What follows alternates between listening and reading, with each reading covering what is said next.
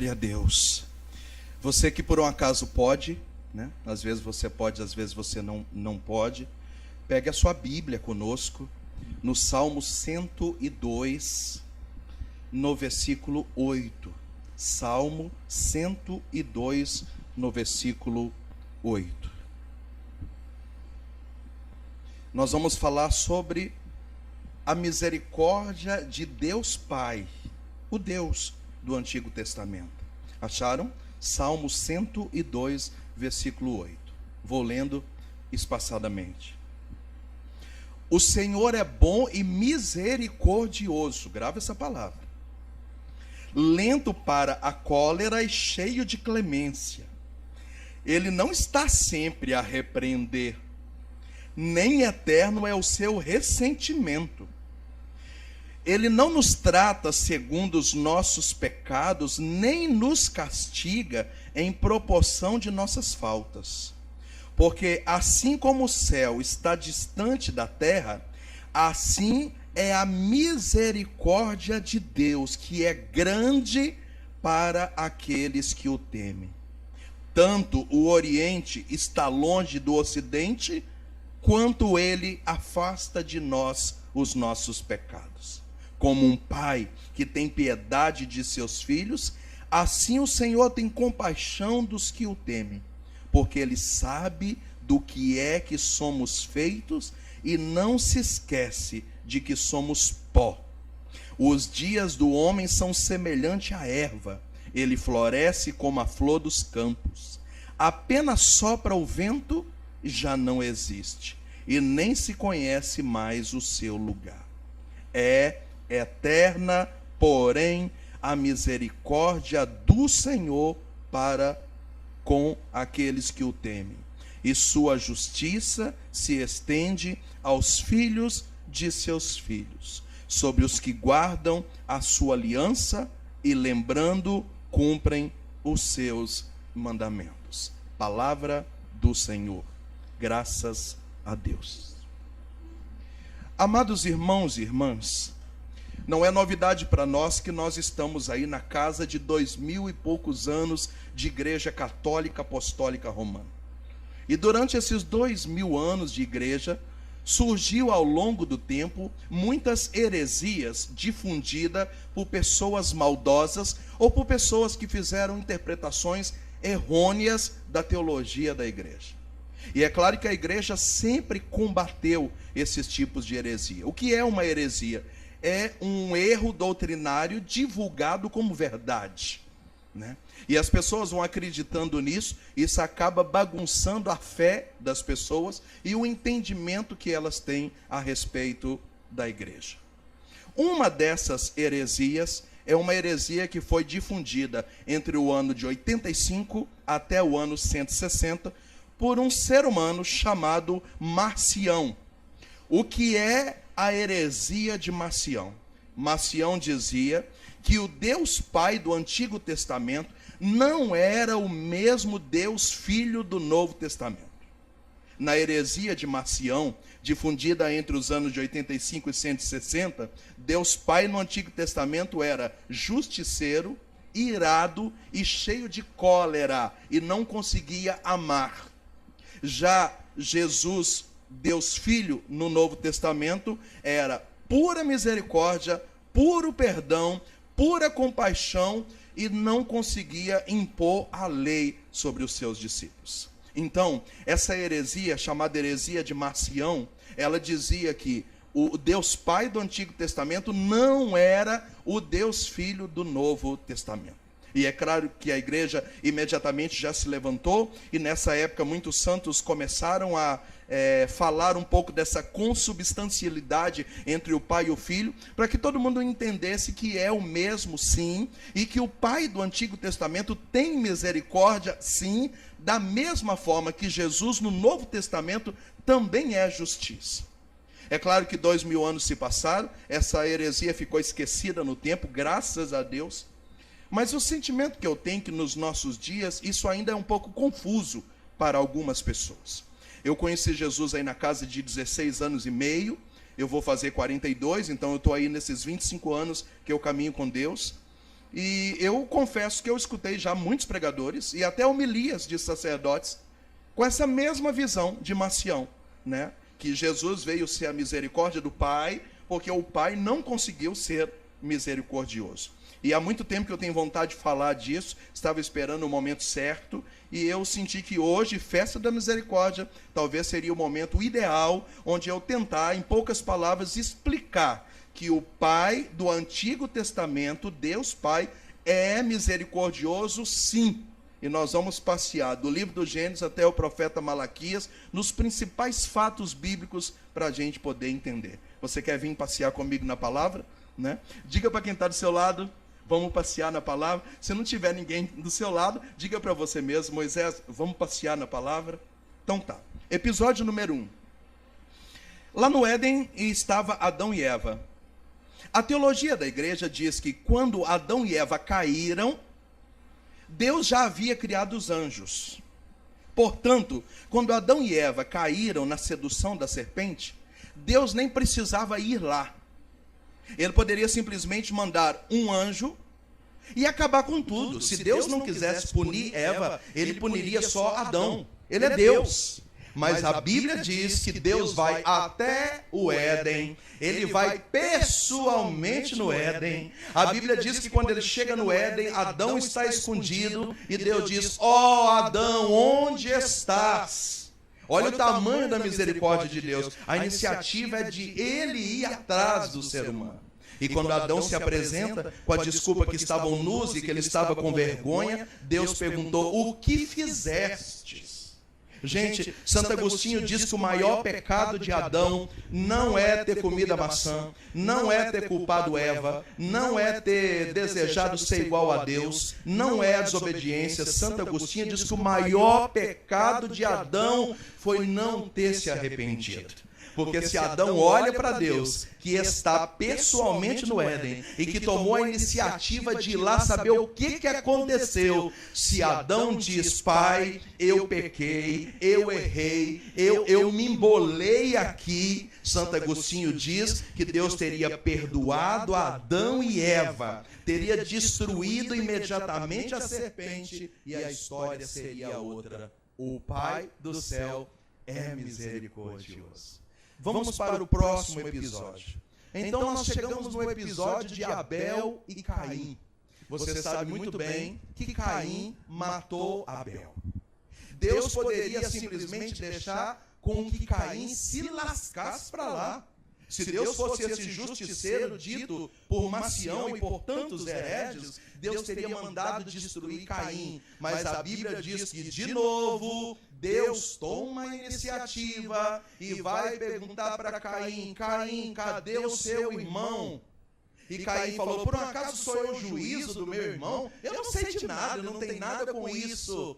Então, imediatamente, todo mundo entendeu que Caim tinha matado Abel. A maior preocupação agora é que Caim vai pegar suas trouxinhas e ele vai embora solitário. E o medo é que agora ele seja assassinado, porque alguém vai matar Caim.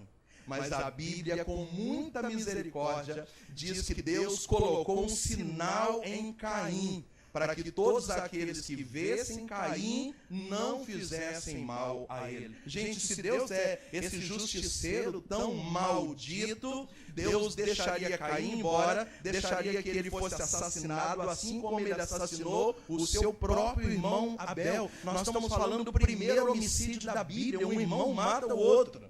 A Bíblia não diz qual é o sinal, mas a Bíblia diz que Deus coloca um sinal em Caim, para que andando solitário pelo deserto, ninguém faça mal a ele. O sentimento que eu tenho é que Deus estava dando para Caim uma oportunidade de experimentar a divina misericórdia.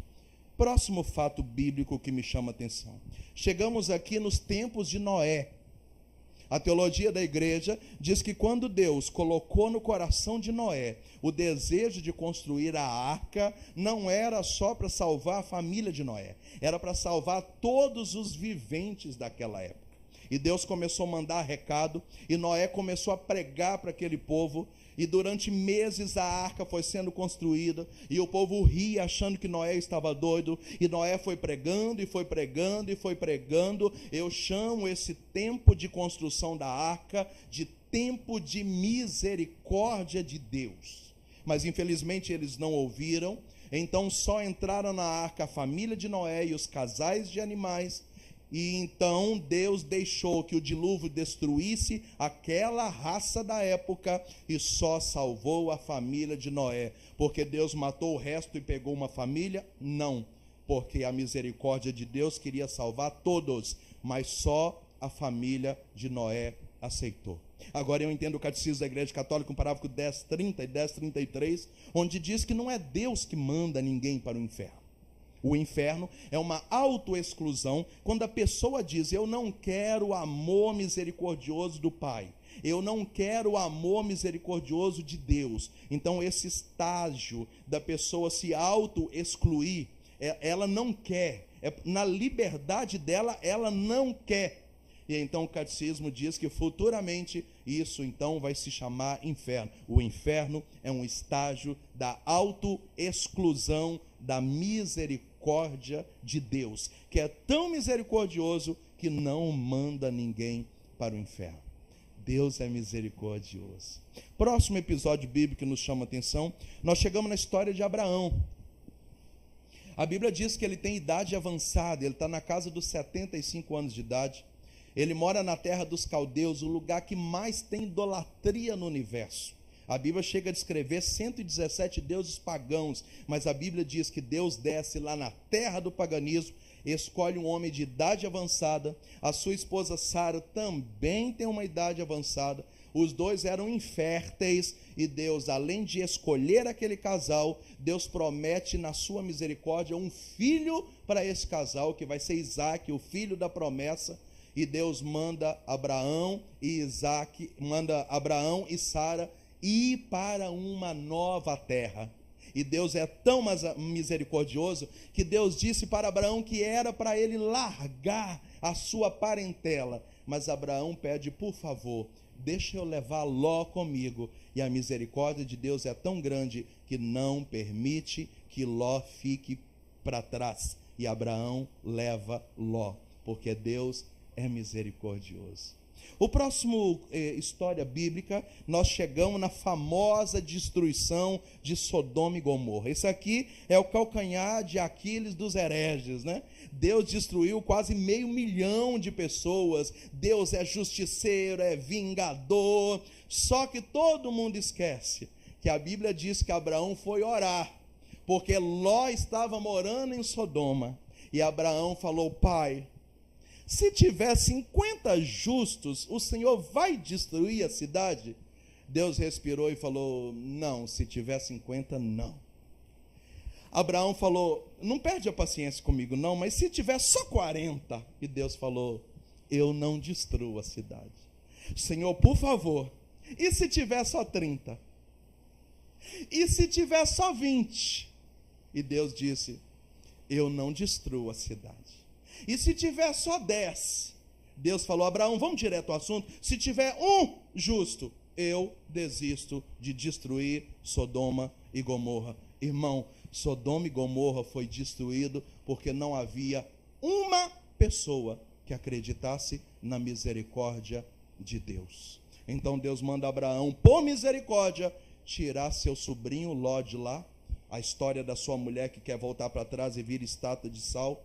E a cidade não foi destruída porque Deus é justiceiro ou vingador. A cidade foi destruída porque de 50 até 1 não havia nenhum justo que acreditasse que Deus poderia ainda salvar a cidade. Se você tiver alguém do seu lado, você pode dizer aí na sua casa para alguém: Deus é misericordioso. Vamos mais uma vez? Deus é misericordioso. Chegamos agora na instituição das 12 tribos. Você sabe dos 12 filhos de Jacó, 11 traem um, que é o famoso José do Egito. José é vendido para o Egito como escravo. Se Deus fosse justiceiro e vingador, Deus arrasaria com os outros 11. Começaria uma nova história a partir de José, lá no Egito. Mas Deus não quis assim. Enquanto Deus usava de honra com José, Deus foi trabalhando na vida dos 11, para esses 11 um dia encontrar José, para que houvesse o perdão entre os 12, completando com Benjamim, e começasse então a famosa aliança das 12 tribos. Sabe Levi? Onde nasceu os levitas, os primeiros músicos da Bíblia? Levi foi um dos 11 que traiu José, seu irmão. Mas a misericórdia de Deus é tão grande que continuou fazendo aliança com aquele povo, continuou levantando e dando dons para aquele povo, e Deus reuniu todos os 12 para que houvesse um perdão verdadeiro. Por que Deus não destruiu aquele povo e não pegou só José, que era justo e santo? Porque Deus é misericordioso. Próximo episódio que me chama a atenção, estamos falando do Êxodo, que no total durou 40 anos de caminhada. Então Deus mandou buscar aquele povo, e o povo estava reclamando, e a misericórdia de Deus é tão grande que aquele povo recebe o milagre da passagem do Mar Vermelho. Aquele povo continua reclamando, e Deus é tão misericordioso que mandava maná. Aquele povo continuava reclamando, e Deus é tão misericordioso que mandava as codornizes. Aquele povo continuava reclamando, e Deus é tão misericordioso que Deus mandava uma nuvem de glória para cobrir o sol no meio do dia. Aquele povo reclamava tanto, mas Deus era tão misericordioso que Deus mandava uma coluna de fogo na madrugada para cobrir, para aquecer aquele povo. Assim Deus proveu o remédio, que era a própria cruz, contra as picadas da serpente. E depois de 40 anos, mesmo sendo misericordioso sempre, paciente o tempo inteiro, longe para a cólera o tempo inteiro, só entrou na terra prometida Josué, Calebe e os filhos dos filhos, ou seja, a terceira geração, porque a primeira e a segunda ficou de fora da terra prometida, porque não entendeu a misericórdia de Deus. E quando eles entraram na terra prometida, o Senhor disse a Moisés: farei passar à minha frente todo o povo, e eu desejo que o povo cante: o Senhor terá misericórdia de quem ele quiser ter misericórdia, e ele compadecerá de quem ele desejar compadecer. É o livro do Êxodo, capítulo 33. Vocês estão entendendo? Eu estou tentando de A a Z, de Gênesis até o Novo Testamento, mostrar o tempo inteiro o problema da heresia de Macião e dessa crença de que Deus no Antigo Testamento não exerceu misericórdia. Próximo episódio. Deus pede a Moisés que construa uma arca. Porque essa arca da aliança, disse Deus, eu quero ficar perto do povo. O povo está reclamando que quer a minha presença, e eu sinto saudade desse povo. Então Deus ordena a Moisés a construção da arca, e no dia que a arca ficou pronta, Moisés cantou o seguinte canto, presta atenção, é Êxodo 25, Javé, Javé, Deus de misericórdia, lento para a cólera, rico em bondade, e a sua fidelidade é tão grande que faz justiça da terceira à quarta geração, mas guarda a sua misericórdia por 1000 gerações. Não, essa merece até a gente aplaudir. Aplaude em casa. Maravilhoso, maravilhoso, maravilhoso. Próximo episódio, o povo entrou na terra prometida. Acontece a queda das muralhas de Jericó. Depois de 40 anos começa essa nova história, e nessa nova história Moisés cantou o seguinte canto: Senhor, Senhor, o Deus maravilhoso, compassivo e misericordioso, quão paciente ele é, a sua fidelidade e o seu amor são eternos. Ele mantém misericórdia aos milhares, no qual ele perdoa até aqueles que em rebelião pecaram contra ti. É o livro do Êxodo, no capítulo 34, versículo 5 seguinte. Próximo episódio. Começa então agora na Bíblia o período dos juízes. Você pode entender o que eu estou falando lá no livro dos Juízes. Quem foi o juiz mais famoso que teve no Antigo Testamento? Sansão, que tinha unção de Deus, tinha fortaleza, ele era um nazireu, não cortava o cabelo, não cortava a barba, ele era consagrado, tá tudo beleza, e o miserável me apaixona por uma mulher que não valia nada, e essa mulher trabalha até que o cabelo de Sansão é cortado, Sansão fica cego, e então ele chora, e ele entra em juízo com Deus pedindo misericórdia, e a Bíblia diz que Deus perdoou Sansão. É claro que às vezes nem sempre Deus conserva o cargo ou a função da pessoa, mas Deus perdoou Sansão, e Sansão é tido para nós como um grande herói bíblico que experimentou no Antigo Testamento a misericórdia de Deus. Depois do período dos juízes, começa na Bíblia o período dos reis. Quem foram os 3 reis mais famosos do Antigo Testamento? O primeiro foi Saul. E você sabe que Saul foi metendo os pés pelas mãos de tal forma que Saul chegou a visitar videntes e necromantes. Imagina o rei de Israel mexendo com falsas doutrinas. Nesse momento foi a gota d'água. Então Deus diz para o profeta Samuel: eu não aguento mais músculo, exército, gente forte. Esse povo gosta de guerra, mas esse povo não tem um coração parecido com o meu coração. Eu fui traído, até idolatria tem dentro da minha casa, disse o Senhor. Então Deus rejeitou Saul no coração dele.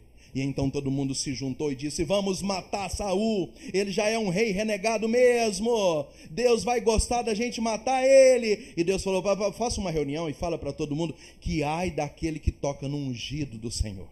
Eu não quero ele mais como rei, ele foi reprovado, mas ninguém toca nele, porque um dia eu derramei unção sobre ele, e Deus teve misericórdia de Saul. Saul sai e entra o segundo rei famoso, que é Davi.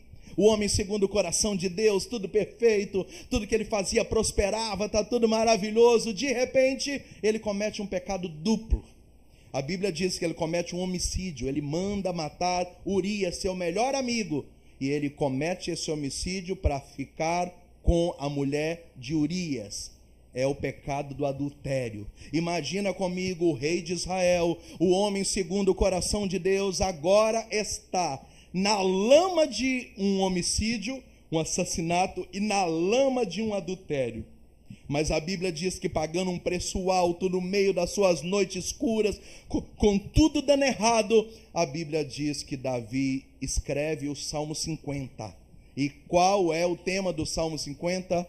Misereres, misericórdia, onde ele fala: eu já nasci culpado, a minha mãe já me gerou no pecado, e no pecado eu já fui pecador. E ele vai falando: Senhor, arranca de mim tudo, só não arranca o vosso Santo Espírito, lava-me, deixa minha alma branca como a neve. Ele está desesperado, o preço que ele está pagando é altíssimo. Ele está moído, ele está no pó, ele está no chão. E no Salmo 50 ele grita pedindo socorro. E a Bíblia diz que Deus misericordioso perdoou um homicídio e um adultério do rei de Israel.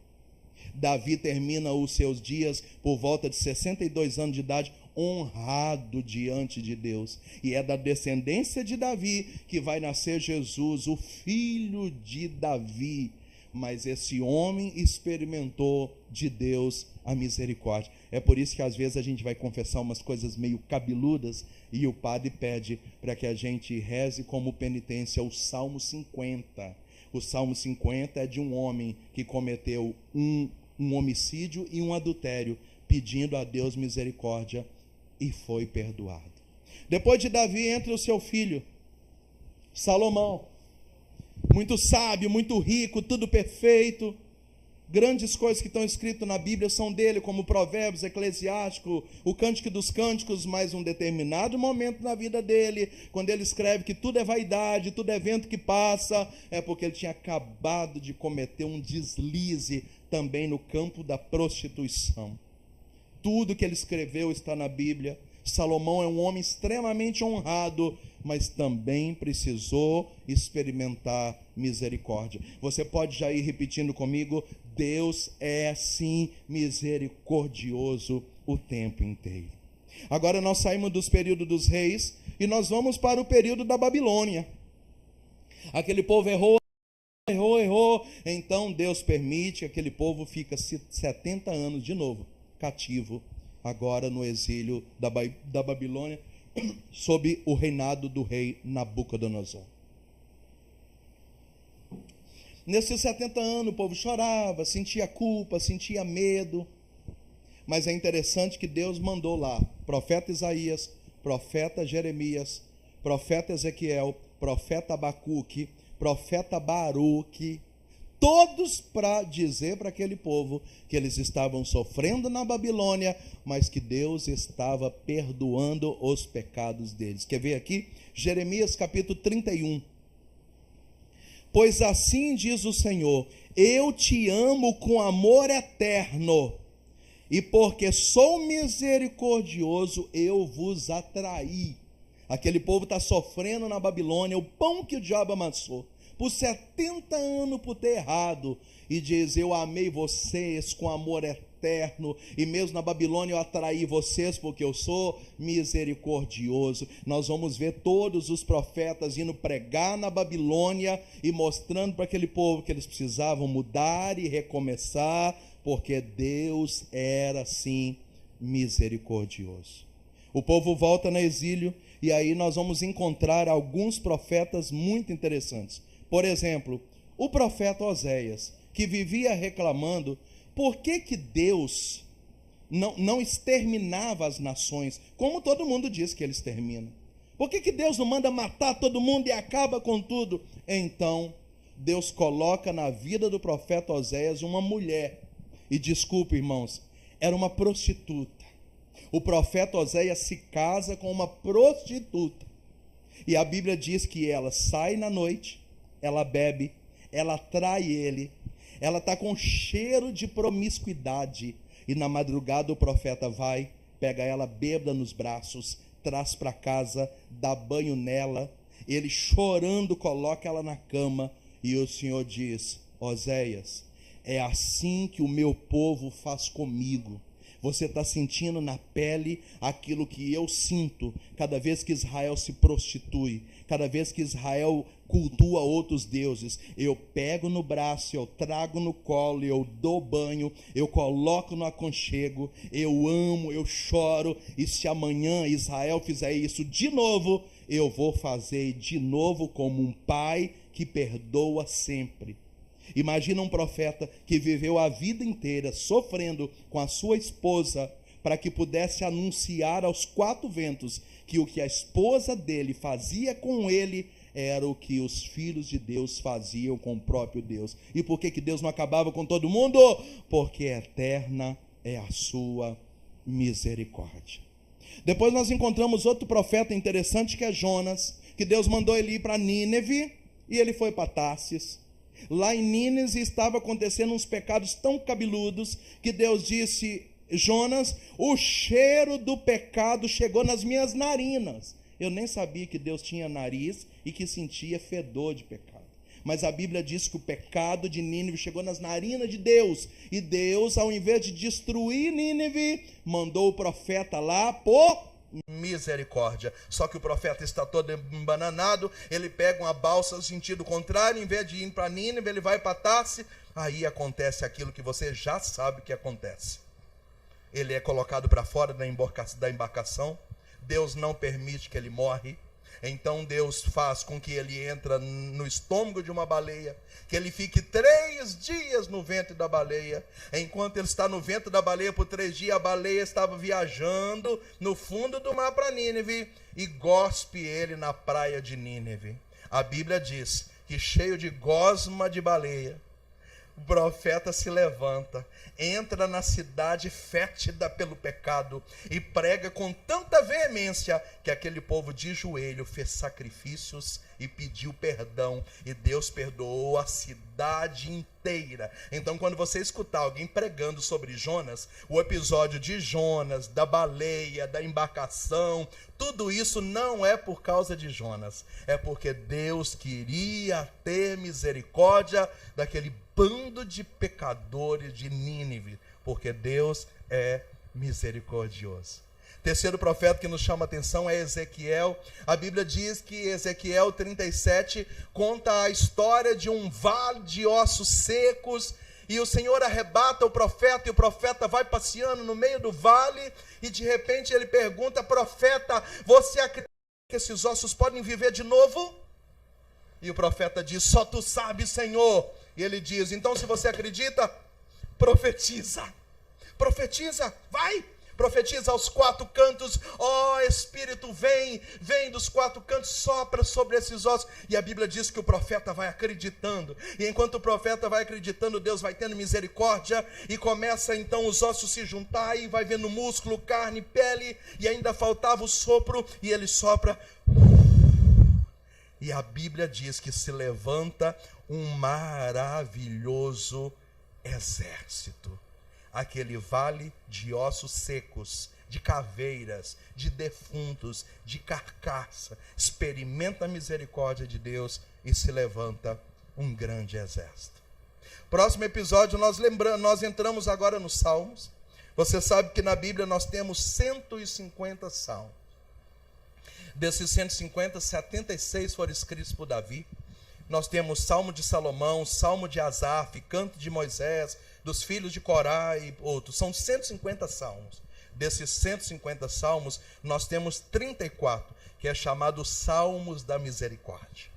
Um desses 34 é o que eu li, o Salmo 102. Não sei se você prestou atenção, eu comecei no versículo 8 dizendo: o Senhor é bom e misericordioso. Depois nós chegamos no versículo 11 dizendo assim: assim como o céu está distante da terra, assim é a misericórdia de Deus para com aqueles que o temem. Aí nós chegamos lá no versículo 17 que diz assim: eterna, porém, é a misericórdia do Senhor para com aqueles que o temem. Dos 34, dos 150 salmos, esses 34 chamados Salmo da Misericórdia, um é o 102, e o outro é o Salmo da liturgia de hoje. Eu não sei se você já foi à missa, é o Salmo 117, que diz assim: dai graças ao Senhor porque Ele é bom, porque eterna é a sua misericórdia. A casa de Israel agora o diga, porque eterna é a sua misericórdia. Aqueles que adoram o Senhor agora digam: eterna é a sua misericórdia. Os seus sacerdotes também cantam: eterna é a sua. O Salmo 117 é uma frase e uma frase da misericórdia. Outra frase da misericórdia. Dos 150 salmos, 34 falam da misericórdia. E agora eu estou chegando no profeta Malaquias. O profeta Malaquias termina o Antigo Testamento. 400 anos depois, começamos o Novo Testamento, que na organização da nossa Bíblia é o Evangelho de Mateus. Durante 400 anos, de Malaquias a Mateus, a Bíblia diz que Deus silenciou. Claro que Deus é onipresente, então Ele estava presente, mas Deus não falava. Não tinha profetas, não tinha profecia. De repente, recomeça os 400 anos com João Batista, que vem preparar a vinda do Messias. E qual é o nome de João Batista? João Batista significa Deus teve misericórdia, ou misericórdia de Deus. Irmãos, de Gênesis até Malaquias, nós temos em cada página da Bíblia provas vivas de que Deus é misericórdia. É claro que então precisamos conversar sobre algumas coisas aqui. Primeiro então, o caráter de Deus é misericórdia. Por isso que Deus disse: eu teci você fibra por fibra no seio da sua mãe. E quando você nasceu, o Senhor diz: o seu nome está gravado na palma da minha mão, e os fios de vossa cabeça, os fios de cabelo da vossa cabeça estão contados.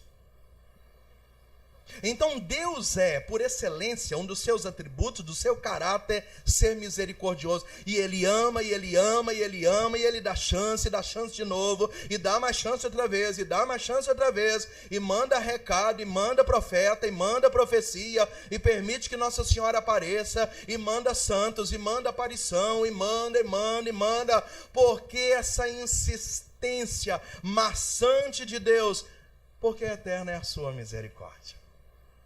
Então você precisa entender isso. Se você não sente o amor de Deus, eu quero que nessa festa da misericórdia você sinta, em nome de Jesus, sinta o amor de Deus. Deus é misericordioso, sim, Ele está no meio dessa pandemia. E no meio dessa pandemia, Ele que é onipotente, onisciente, onipresente, só Ele é, por isso onisciente, Ele sabe de todas as coisas, presente, Ele está em todo lugar ao mesmo tempo, e onipotente, Ele pode todas as coisas. Então nada foge do seu controle, nada passa despercebido diante dos seus olhos. Então Ele conhece você, Ele conhece a sua casa, Ele sabe da escola dos seus filhos que está parado, Ele sabe da sua luta para pagar as contas, Ele conhece a sua empresa, Ele conhece a situação dos seus funcionários, Ele conhece as paróquias, conhece as comunidades, conhece os missionários, Ele conhece os religiosos, os cantores, as pessoas pobres que estão vivendo uma penúria nos sertões. Ele sabe de todas as coisas, Ele é misericordioso. Aí você pergunta como é que Ele não se levanta, como é que Ele não age, cadê essa misericórdia? E muitos vão dizendo, tudo que está acontecendo nessa pandemia é castigo de Deus, é castigo de Deus. Irmãos, eu não tenho autonomia de dizer a origem disso.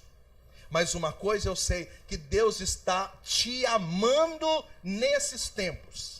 E amando o seu casamento, e amando a sua casa, e amando os seus filhos, e restaurando a sua história, e treinando você para dias piores, e enrijecendo você, porque é caráter de Deus Pai. Eu não estou falando de Jesus, é outra pregação. Eu estou falando do Pai do Antigo Testamento. Ele é amoroso, misericordioso, bondoso, compassivo, clemente, longâmino. Ele é maravilhoso. Ele é. Agora, se você não sente isso, aí então nós estamos com um problema. Talvez você não sente isso por causa de feridas com seu pai. Porque pessoas que têm feridas com o pai da terra têm dificuldade de compreender e experimentar o Pai do céu.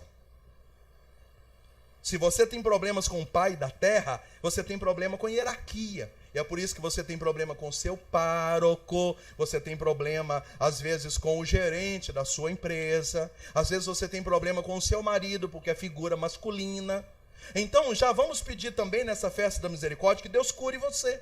Seus traumas, você que foi rejeitado, você que não foi amado, você que não foi querido.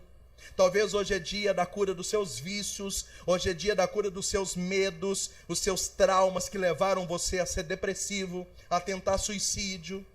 Com todo respeito, talvez é a origem da sua homossexualidade, eu não sei. Da sua prostituição, do porquê você não consegue ser fiel à sua esposa, do porquê que você caminha na igreja e cai todo dia na mesma coisa. Talvez até o seu padre está dizendo que você é sem vergonha, porque você confessa todo dia a mesma coisa. Então hoje é dia do amor de Deus, Pai misericordioso, esse do Antigo Testamento, que eu já estou há 40 minutos pregando sobre ele, que ele entre em você e faça essa cura das suas feridas, das suas emoções, das suas relações, dos seus medos, que ele entre na sua sexualidade, na sua afetividade, na sua genitalidade, na sua espiritualidade, e vai restaurando você como gente no sentido amplo da palavra. Você está me ouvindo? Você está me entendendo? Então, se você não sente o amor de Deus, não significa que ele não é amor. Se você não experimentou a misericórdia de Deus, não significa que ele não é. Então, nós queremos renunciar em nome de Jesus, essa heresia de Macião, que foi difundida do ano 85 a 160, mas 2000 anos se passaram e parece a mesma coisa. A gente tem medo do Pai. E Jesus, para falar quem é o Pai, contou a parábola de Lucas 15, do filho pródigo, para mostrar o tamanho da lambança que aquele filho pródigo fez, e o pai recebe de volta. Ele volta para casa com vontade de ser apenas um funcionário, porque a situação dele estava tão caótica, ele já estava comendo lavagem de porco. Mas Jesus vai falando que o pai é aquele do anel, da sandália, da túnica. Jesus estava ensinando sobre o Pai do Antigo Testamento. Então, em nome de Jesus, seja curada hoje na palavra Pai. Em nome de Jesus, receba essa libertação. Receba essa libertação espiritual. E você pode bater no seu peito e dizer comigo: o Pai do céu, sim, é misericordioso sempre. E se alguma coisa não está funcionando, desculpe, é por causa de você. E como é que Deus exerce misericórdia? Ele manda profetas, ele libera profecias, ele libera aparições de São Miguel, de Nossa Senhora. Então, se alguém me perguntar, o que você acha das aparições? O quê? De Lourdes, de La Salete, de Garabandal, de Guadalupe, de Medjugorje? As aparições são Deus dando tempo de misericórdia para salvar o máximo de gente, para dar tempo para rezar, para repensar, para se converter, para se confessar, porque quando Jesus voltar, meu povo, aí não é mais tempo de misericórdia, aí é justiça, porque o catecismo da igreja diz que ele não virá mais como um juiz misericordioso, ele virá como um juiz para julgar as nações, os vivos e os mortos. Então, profecias, aparições de Nossa Senhora, indulgências parciais, indulgências plenárias, tudo isso é misericórdia. Para que a gente lança livro? Para que os músicos gravam CD? Para que a gente viaja fazendo missão? Para poder dar ao ser humano um tempo de misericórdia, porque Deus é misericordioso por excelência. Claro, mas antes da gente finalizar, duas coisas eu preciso ainda que você entenda. Existe uma coisa que acontecia com Deus Pai no Antigo Testamento, que Jesus Filho no Novo Testamento vai bancar e vai caminhar na mesma direção. Embora Deus é misericordioso, embora Ele é bondoso, embora Ele é compassivo, como um pai, e eu sou pai de duas crianças, Ele não é bobo. Duas coisas que Deus fica chateado. Não sei se a palavra certa é chateado, mas você está me entendendo. Primeiro, é quando a pessoa quebra uma aliança, um voto, um compromisso. A gente aprendeu isso dos mais velhos, não é? Quando você faz uma promessa, você não pode quebrar. E os mais velhos faziam as promessas mais malucas possível, mas cumpria. Por quê? Porque eles escutaram dos outros mais velhos que um voto, uma aliança, uma promessa com Deus não pode ser quebrado, porque Deus castiga. Eu não posso ficar com essa palavra Deus castiga, mas eu quero ficar aqui, né? Nós estamos numa transmissão, eu não sei o seu grau de maturidade, e de repente você interpreta mal a palavra castigo, eu quero ficar só com a primeira parte. A gente aprendeu dos nossos pais aquilo que Deus no Antigo Testamento ensina. Eu sou tudodebom.com.br, mas não quebra aliança não, não quebra voto não. Não rasga promessa que eu fiz com você e você fez comigo, não. E no Novo Testamento isso é a mesma coisa. Quando Jesus falou, então, todo mundo pressionou Moisés a dar carta de divórcio para sua mulher, mas não tem isso não, viu? Que Deus uniu, o homem não separa. O que Jesus está falando? Eu vou na mesma linha do meu pai do Antigo Testamento, tá? Quando você faz um voto com a pessoa, não quebra não, não quebra não. Esse voto pode ser um voto matrimonial. Esse voto pode ser um voto vocacional. Esse voto pode ser um voto ministerial, né? A reação de Deus talvez nem é punir, mas a reação de Deus é tirar a mão dele, dizendo, quer quebrar? Quer violar? Quer fazer as coisas do seu jeito? É assim? Vai esquecer da nossa história? Então ele tira a sua mão. E aí então a gente vai sofrendo as próprias consequências das nossas escolhas. Eu não sei que nome você quer dar para isso, mas eu quero dizer que no coração dele, ele continua apaixonado, misericordioso. Ele só deixa que você pague pelas consequências das escolhas. Então existe uma coisa que é inegociável do Antigo e no Novo Testamento, que é uma quebra de aliança. Você pode dizer comigo, eu não posso quebrar uma aliança, eu não posso quebrar uma promessa, eu não posso quebrar um voto. Isso é gravíssimo. Segunda coisa que eu acho que mexe com o coração de Deus é a transgressão da lei. Onde está o resumo de toda a lei no Antigo Testamento? Nos 10 mandamentos. Então aquele povo caminhou centenas de milhares de anos seguindo apenas uma lei. Qual é a lei? Os 10 mandamentos da lei de Deus, a Decápolis.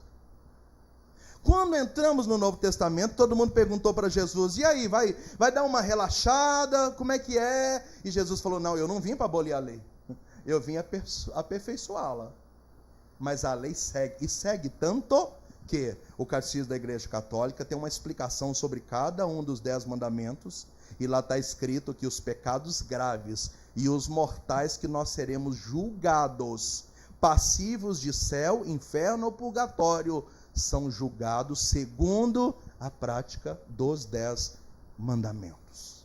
Então Deus não admite transgressão de lei, violar lei, quebrar um sistema de salvação pré-estabelecido. Então quando você quebra uma aliança, um voto, uma promessa, ou quando você transgride a lei, aí é então que a gente vê essa reação do pai do Antigo Testamento, que todo mundo chama de justiceiro, de irado, que manda matar, que deixa morrer, que pune, que castiga. Então, em toda a Bíblia, nós vamos achar essas duas coisas que mexem com o caráter de Deus, que é quando um voto é quebrado ou quando uma lei é transgredida. Mesmo assim, se o ser humano que cometer essas duas coisas se ajoelhar, abaixar sua cabeça e dizer: me ajuda, Senhor, tem compaixão de mim, de Gênesis a Malaquias, ele vai ter compaixão, porque eterna é a sua misericórdia. Eu queria que você recebesse o amor de Deus nessa